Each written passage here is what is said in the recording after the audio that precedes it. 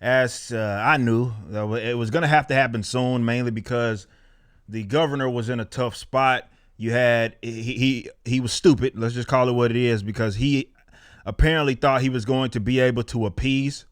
He was going to appease like leftists by way of having certain restrictions, despite them being lesser than some of the other states.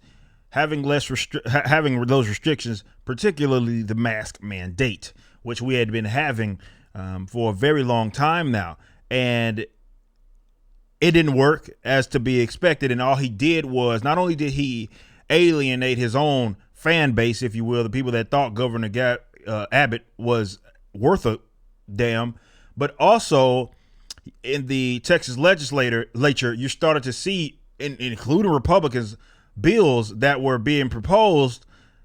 So they were going to go over his head, which would have meant he was done. Like he was done. So I think what he tried to do here is he attempted to get ahead of it. Even though I still think he's done. Like, I think there's a lot of Republicans that generally would have supported him that actually hate him now. And I think for sure he's done. And I think he sees the writing on the wall, and he's trying to scramble right now. And this was his Hail Mary right here, because they were going to go over his head either way that it went. And the announcement is, as I've been talking for a minute and a half, Texas businesses are going to be open near 100%, and the mask mandate will be gone. We did not have the mask mandates were not local here. Now, where they enforced, certain areas did not, certain areas did, as far as their sheriffs. It depended on where you were at.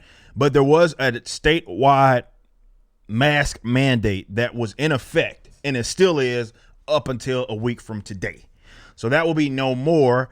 Thank God. Now, that doesn't mean that, and I guess we'll talk about this in a little bit, if the businesses or whatever will have them themselves. I'm sure that'll happen. However, the good news is that. Now, before I go all the way in on what this means and some of the things that are happening here, I want you to understand that Governor Abbott deserves absolutely zero praise for this. None.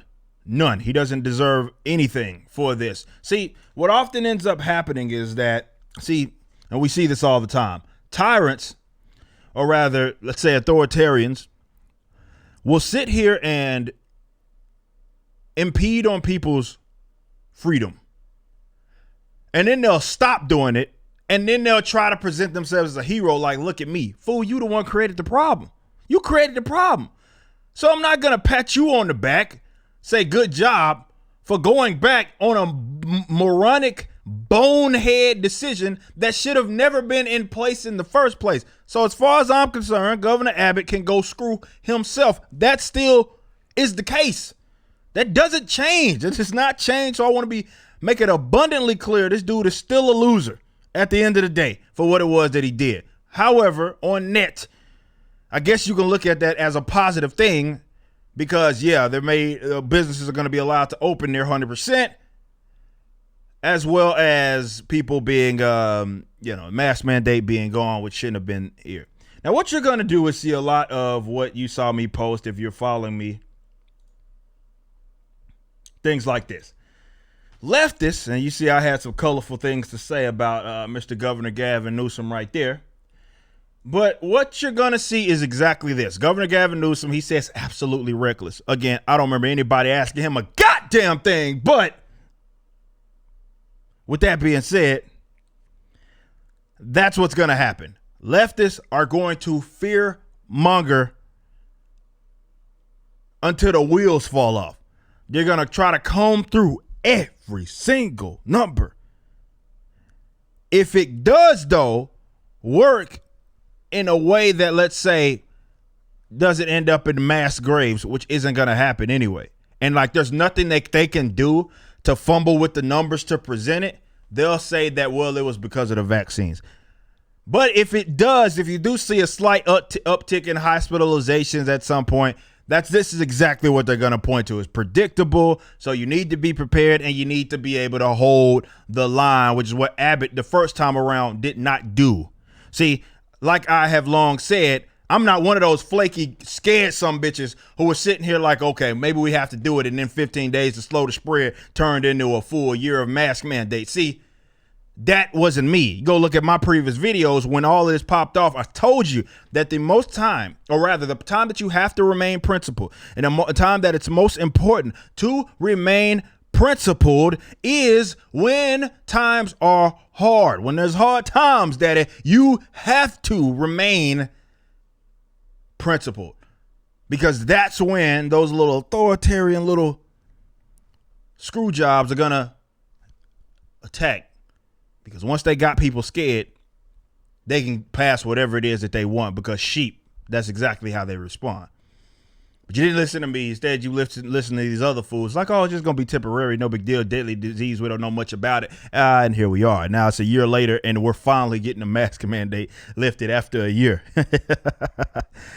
Unbelievable.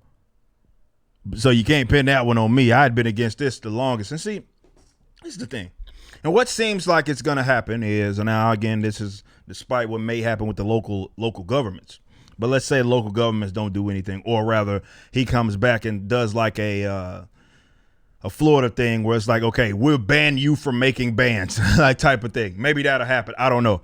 So if it does go to where basically the locales, right, the individual business owners are going to have to make decisions for themselves, that's what should have happened from the get-go.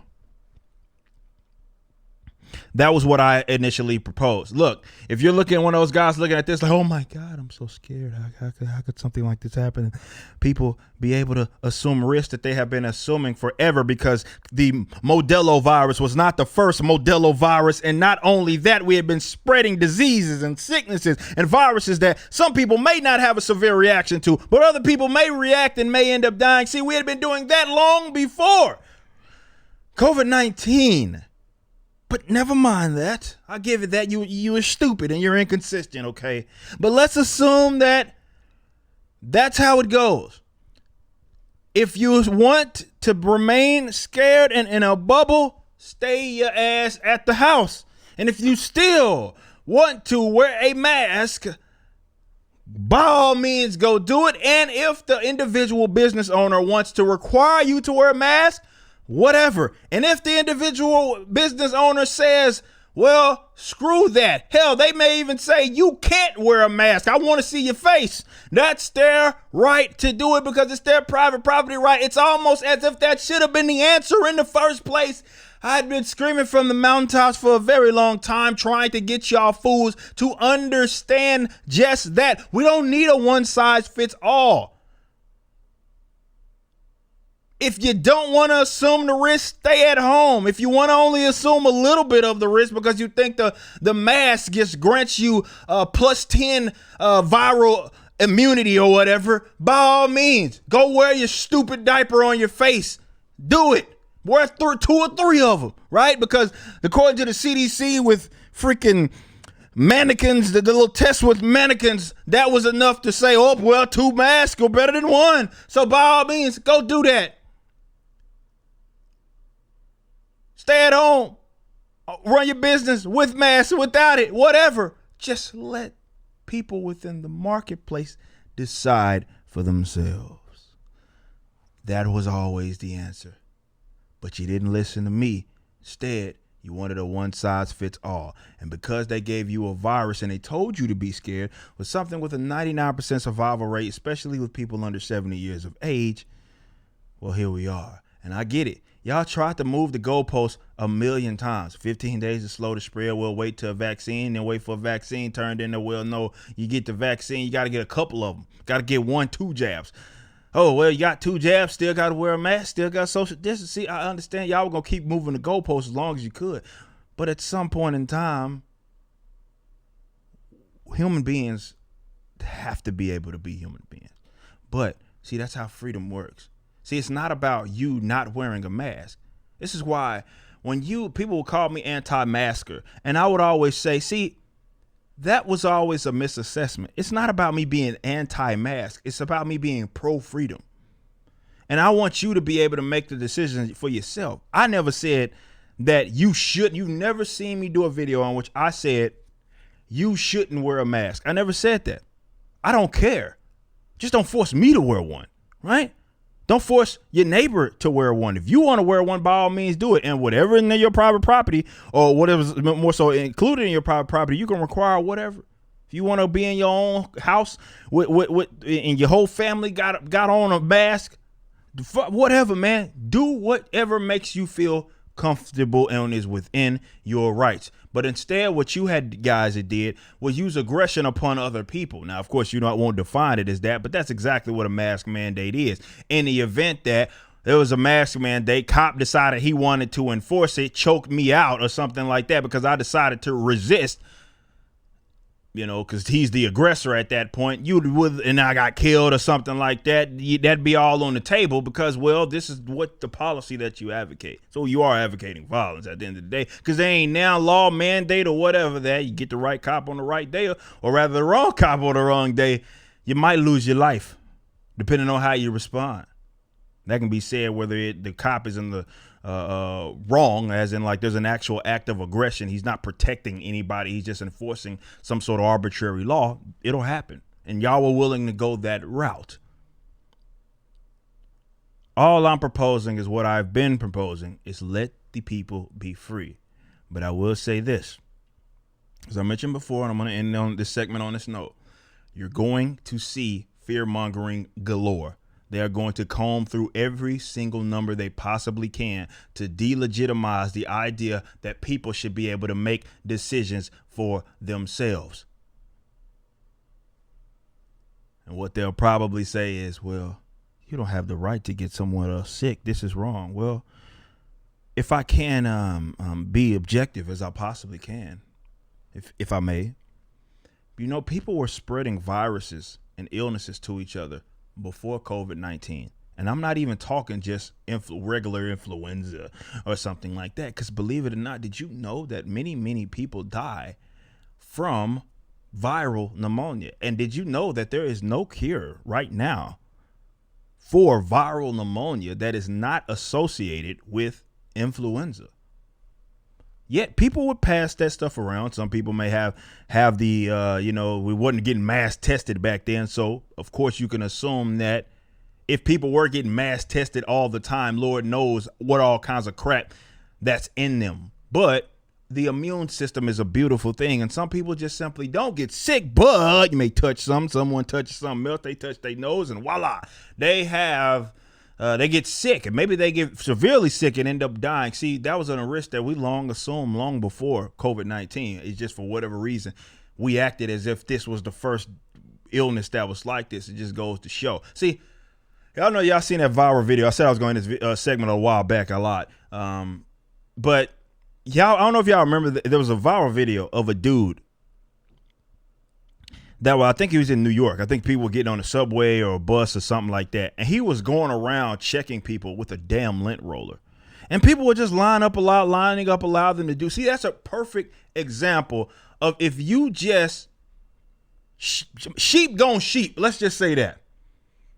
Motherfucker had a lint roller. And ain't nobody just sat up there and say, like, talking to people just coming through, going up to him and doing this. And he's... This fool checking him with a lint roller. And he's not like he's dressed like he's in a person of authority or anything like that. It just goes to show how sheepish people are. They'll just listen and follow whatever and won't even question it. This virus is no different. They told you to sit down, shut up. 99% survival rate, don't care. Shut up. Oh, yes, we will do it because now you told us to be scared. Sheep.